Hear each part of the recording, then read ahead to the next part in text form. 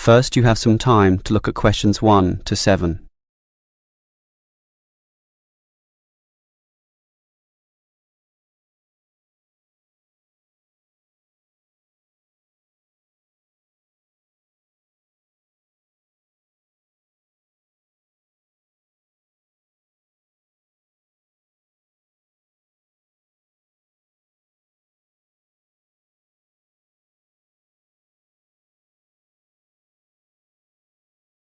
Now we shall begin. You should answer the questions as you listen, because you will not hear the recording a second time. Listen carefully and answer questions 1 to 7. Hello, can I speak to... the advert doesn't give a name. Well, the name is Bob, and I guess this call is about the car I'm selling, right? Yes, my name's Francis, and I'm definitely interested.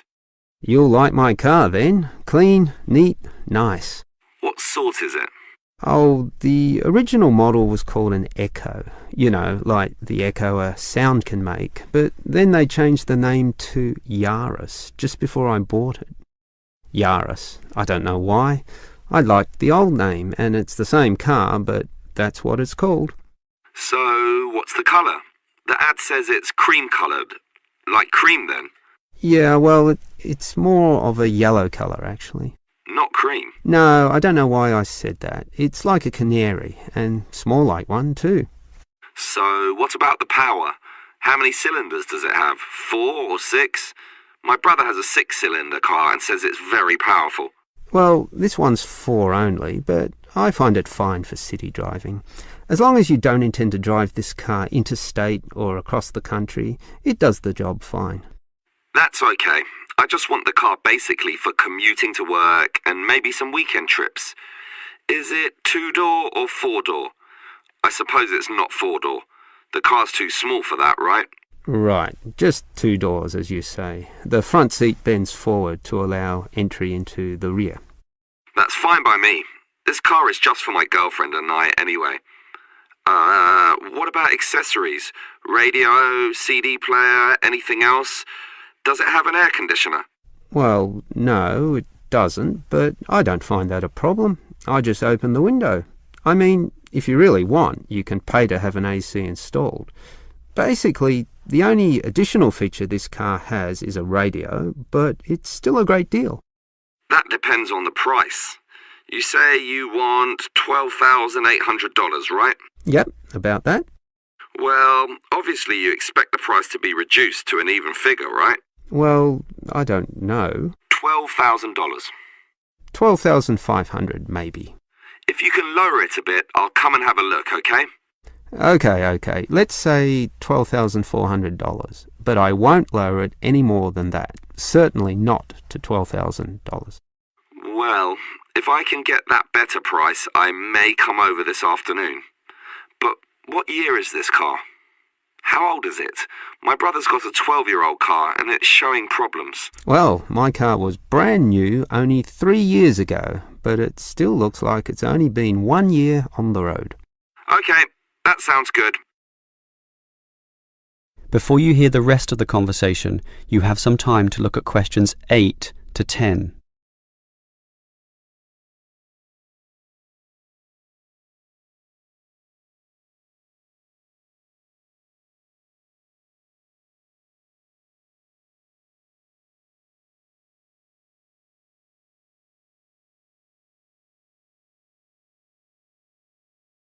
Now listen and answer questions 8 to 10. Can I just ask a few more general questions about this car you're selling? Sure. Can you just tell me why you think it's such a good deal? Of course, I won't necessarily believe you, but just tell me what you think. You can believe me. I honestly think this is a nice car, well worth buying at the price I'm asking. How much registration does it have left?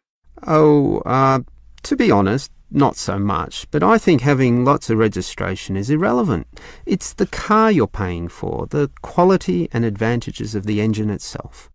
Well, what about that then? Okay, many people like to accelerate down the freeways, right? There are a lot of speed demons out there who think quickness is all that matters, but basically, people are mostly trapped in city traffic. So one of the things I like is that because this car is small, you can put it anywhere. Say you're in the city wanting to duck into a shop. Well, you can fit this car in any little space while you go shopping or do other things, and that saves you a lot of time. Yeah, but it's not that powerful, right? Oh, sure, the feel of a smoothly purring 6-cylinder engine attracts many people, but I compare my car to those small football players with the tight turning circles, those who can run rings around the larger players. This car is like that. It can turn this way and that way, dodge here, duck in there, sneak around corners, squeeze ahead and grab a position. That's also very useful when travelling in city traffic. Okay, I'll think about it. Sure, think about it, but all these advantages are sound and appeal to other buyers as well. No one holds the same car forever, so you can say exactly the same things that I just said when you want to sell the car. That will make it very easy for you to pass this car on to the next buyer. Yeah, maybe you're right. That is the end of part 1. You now have half a minute to check your answers.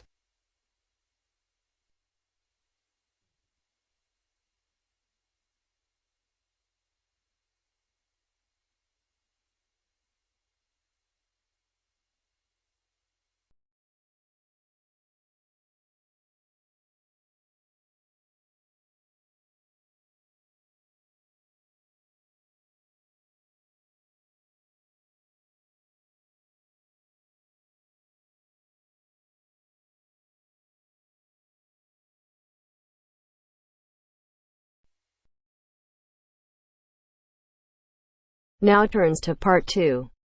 Part 2. You will hear part of an interview between Dr. Hilsden, a member of staff on a fashion design course, and a student, Julia, who is applying to do the course. First, look at questions 11 to 13.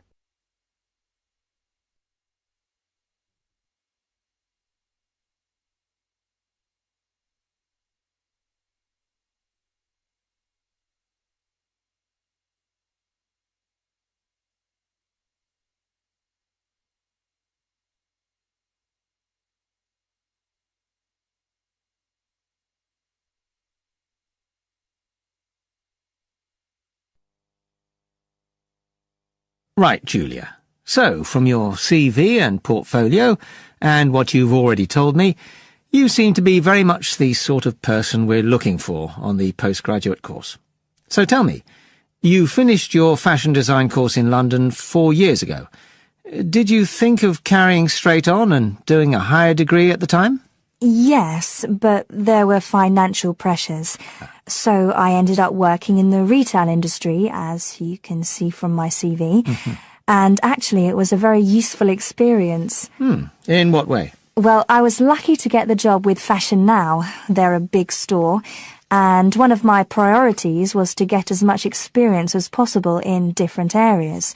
So that was good because I had the chance to work in lots of different departments. And having direct contact with the customers meant I was able to see how they reacted to innovation, to new fashion ideas. Because with Fashion Now, a designer might show something in New York or Milan, and there'll be something similar in the shop within weeks. So that was probably the most useful thing for me. Right. And so what's made you decide to do a postgraduate course now? Well, while I enjoyed working at Fashion Now, and I learned a lot there, I felt, well, the way forward would have been to develop my managerial skills, rather than my skills in fashion design, and I'm not sure that's what I want to do. Yes. When I was doing my degree in London, I'd been interested in women's wear, but I know that there's been a lot of work done in areas like new fabric construction. And though I'm not intending to go too deeply into the technology, I'd be very interested in looking at how new fabrics could be used in children's wear. So I'd like the chance to pursue that line. Yes, good. And are you at all concerned about what it's going to be like coming back into an academic context after being away from it for several years? No, I'm looking forward to it. But I'm basically more interested in the application than the theory, or at least that's what I've found so far. And I'm hoping the course will give me the contacts and skills I need eventually to set up my own enterprise. I'm particularly interested by the overseas links that the department has. Yes, many of our students look overseas or to international companies for sponsorship of their projects. Before the talk continues, look at questions 14 to 20.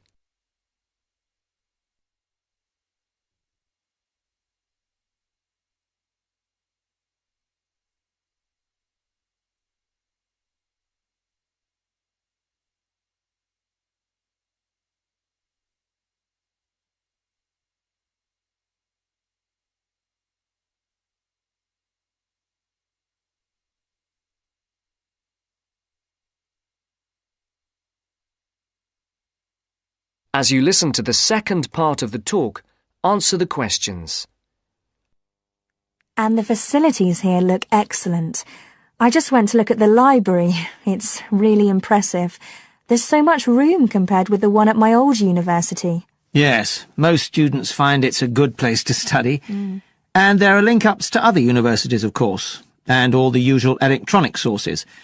The staff run an information skills programme, which we recommend all postgraduates do in the first week or two. Design students find these special collections particularly useful. Yes. Then we have a separate computer centre, which has its own academic coordinator, Tim Spender. He's got a background in art design, and the ethos of the centre is that it's a studio for innovation and creativity, rather than a computer laboratory. Oh, right. I liked the study spaces where students can sit and discuss work together. Very useful for joint projects. We always had to do that sort of thing in the cafeteria when I was an undergraduate. And I read in the brochure that there's a separate resource for photography. Yes, it's called Photomedia. It's not just for photography, but things like digital imaging and new media. It's a resource for all our students, not just fashion design. And we encourage students to work there, producing work that crosses disciplinary boundaries. It's well used. In fact, it's doubled in size since it was set up 3 years ago. And we also have an offshoot from that, which is called time-based media. This is for students who want to develop their ideas in the area of the moving image or sound. That's in a new building that was specially built for it just last year.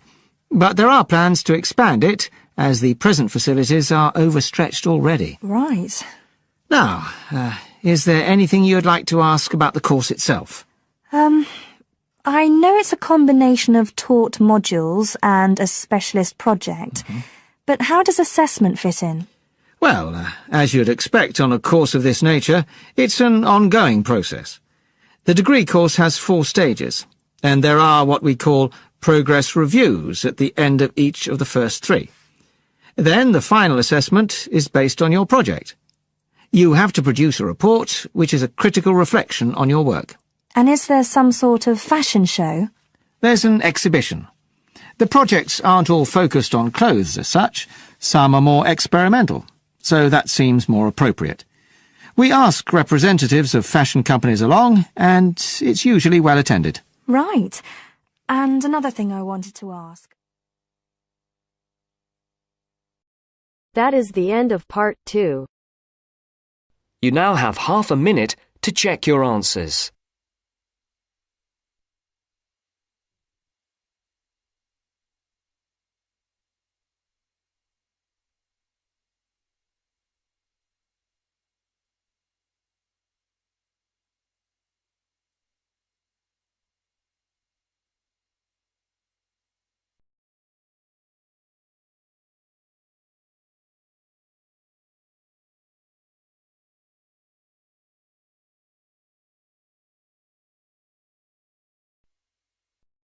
Now turns to part 3. Part 3. You will hear a conversation about tea between an expert and a reporter. You have 30 seconds to look at questions 21 to 24.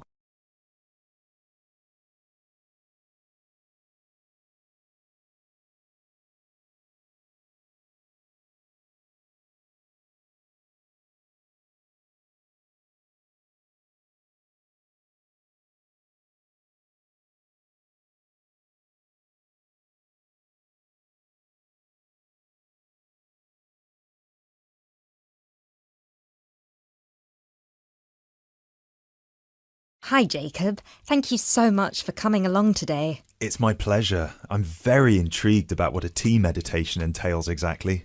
Well, it's very simple, really. I think the first thing you need to keep in mind is that it is mostly about leaving everything that you have been thinking or worrying about today to one side. Really focus on the present moment. Oh, it sounds great. I certainly don't know very much about tea, and I'm keen to get started. But before you go into more detail, can I ask you what your favourite kind of tea is? Well, I think the kind of tea we are going to have today is my favourite. It is pu'er tea from Yunnan province in southern China. What makes this tea special? Pu'er is a dark tea. The regions of Yunnan, the north of Vietnam and Laos, have one of the best climates for growing tea in the world. Pu'er is a post-fermented tea. Oh, what is a post-fermented tea exactly? It is a tea that has undergone a period of aging in the open air. They age the tea for days, even years. The exposure to humidity and oxygen help to oxidize the tea leaves and encourage fermentation. This changes the smell of the tea and also removes a lot of bitterness from the taste. It sounds similar to the process of aging wine. The process is different, but the effect of aging on the taste is certainly similar. Does this mean the tea can be quite expensive? Absolutely. It can be very expensive. The tea is usually pressed into balls or cakes and sold. At one time, only tea enthusiasts cared about buying these cakes, but now many people have realised that they are an investment, and so buy them like they would buy gold, because the price goes up a lot over time. Before you hear the rest of the talk, you have some time to look at questions 25 to 30.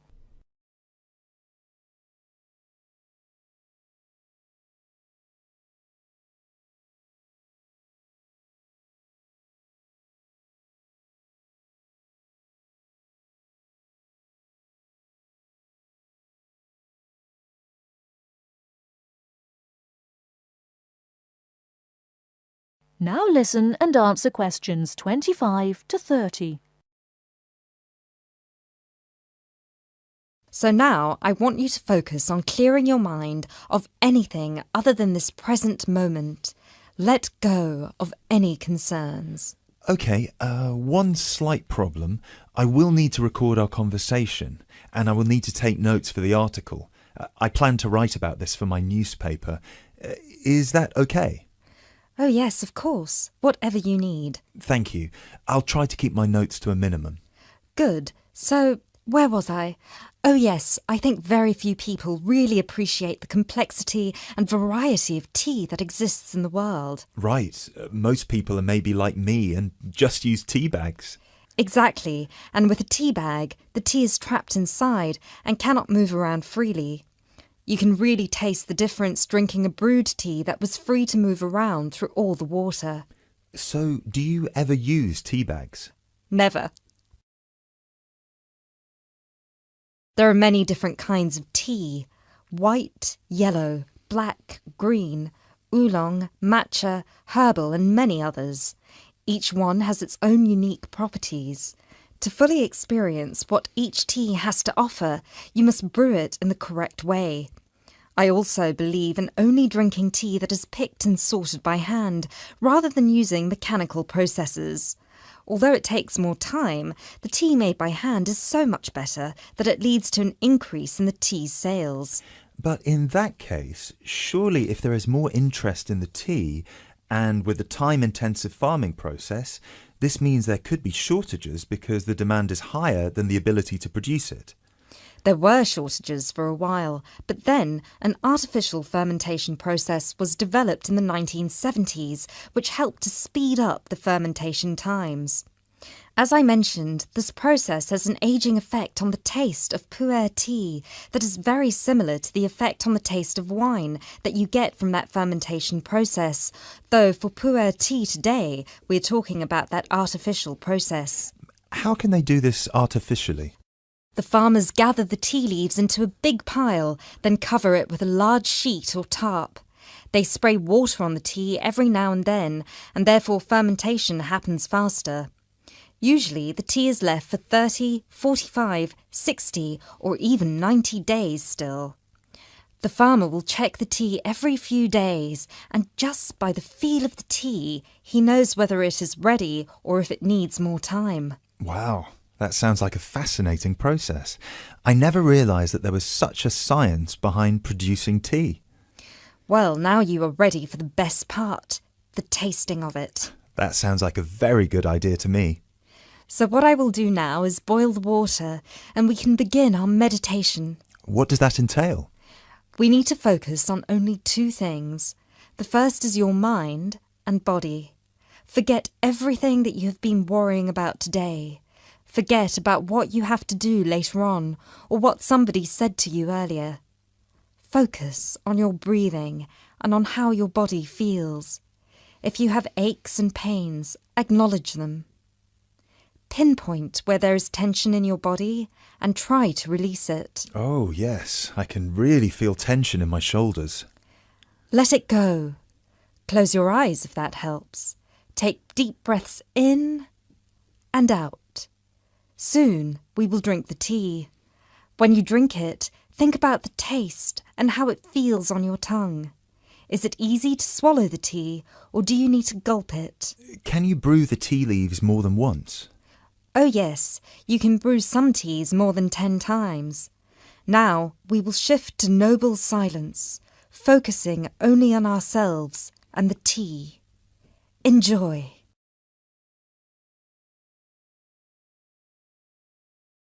That is the end of part 3. You now have half a minute to check your answers.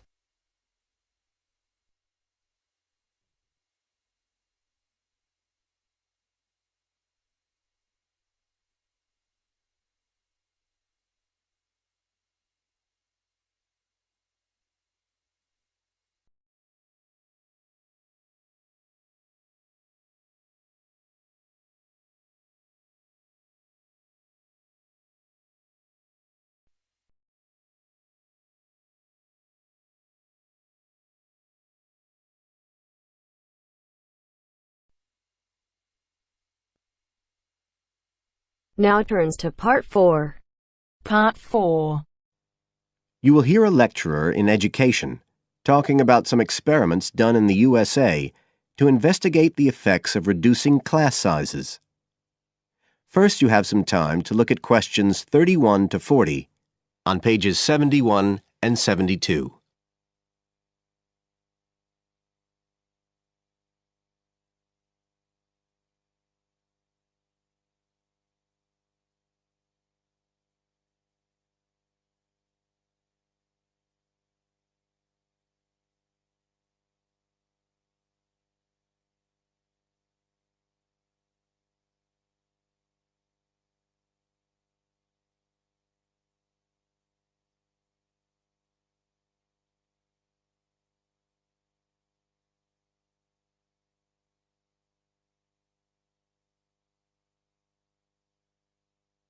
Now listen carefully and answer questions 31 to 40. All over the world, there are passionate arguments going on about how educational systems can be improved. And of all the ideas for improving education, few are as simple or attractive as reducing the number of pupils per teacher. It seems like common sense. But do these ideas have any theoretical basis? Today, I want to look at the situation in the USA and at some of the research that has been done here in America on the effects of reducing class sizes. In the last couple of decades or so, There has been considerable concern in the United States over educational standards here, following revelations that the country's secondary school students perform poorly relative to many Asian and European students. In addition, statistics have shown that students in the nation's lower-income schools in the urban areas have achievement levels far below those of middle-class and upper-middle-class schools. So would reducing class sizes solve these problems? Well, we have to remember that it does have one obvious drawback. It's expensive. It requires more teachers and possibly more classrooms, equipment, and so on.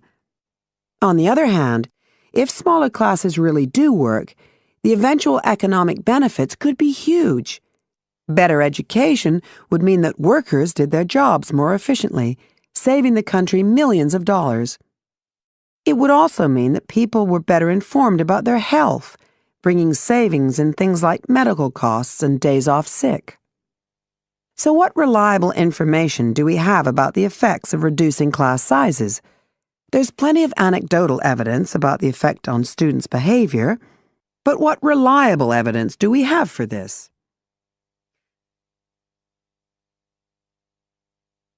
Let's have a look at 3 research projects that have been carried out in the USA in the last couple of decades or so. The first study I'm going to look at took place in the state of Tennessee in the late 1980s. It involved some 70 schools. In its first year, about 6,400 students were involved, and by the end of the study, 4 years later, the total number involved had grown to 12,000. What happened was that students entering kindergarten were randomly assigned to either small classes of 13 to 17 students or regular-sized classes of 22 to 26. The students remained in whatever category they had been assigned to through the 3rd grade, and then, after that, they joined a regular classroom. After the study ended in 1989, researchers conducted dozens of analyses of the data. Researchers agree that there was significant benefit for students in attending smaller classes, and it also appears that the beneficial effect was stronger for minority students. However, there's no agreement on the implications of this. We still don't know the answer to questions like how long students have to be in smaller classes to get a benefit, and how big that benefit is, for example. The second project was much larger and took place in California. Like the Tennessee study, it focused on students from kindergarten through to grade 3, but in this case, all schools throughout the state were involved. The experiment is still continuing, but results have been very inconclusive, with very little improvement noted. And the project has, in fact, also had several negative aspects. It meant an increased demand for teachers in almost all California districts. So the better-paying districts got a lot of the best teachers, including a fair number that moved over from the poorer districts. And there were a lot of other problems with the project. For example, there weren't any effective procedures for evaluation. All in all, this project stands as a model of what not to do in a major research project. A third initiative took place in the state of Wisconsin at around the same time as the California project began, and it's interesting to compare the two. The Wisconsin project was small. Class sizes were reduced in just 14 schools, but it was noteworthy because it targeted schools at which a significant proportion of the students were from poor families, compared with California's one-size-fits-all approach. Analysts have found that the results are very similar to the Tennessee project, with students making gains that are statistically significant, and that are considerably larger than those calculated for the California initiative.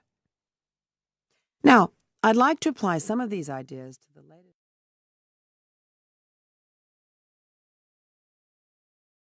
That is the end of part 4. You now have half a minute to check your answers.